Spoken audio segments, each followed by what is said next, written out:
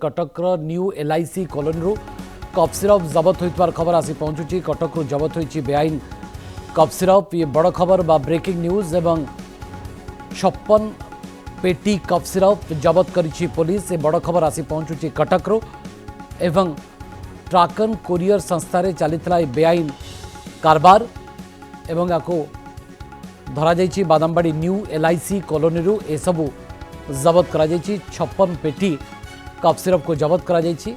कटक जबत होइछि बेआईन कफ सिरप। ये बड़ खबर ब्रेकिंग न्यूज वर्तमान समय आसी पहुंचुछि एवं 56 पेटी कफ सिरप को जबत करिछि पुलिस। तो ट्राकन कोरियर संस्थार ए बेआईन कारबार चलीथिला कफ सिरप गुड़ी को जबत करा जाइछि एवं 56 पेटी कफ सिरप जबत होइछि। बादामबाड़ी न्यू एलआईसी कॉलोनी ए कफ सिरप को सब जबत करा जाइछि पुलिस द्वारा।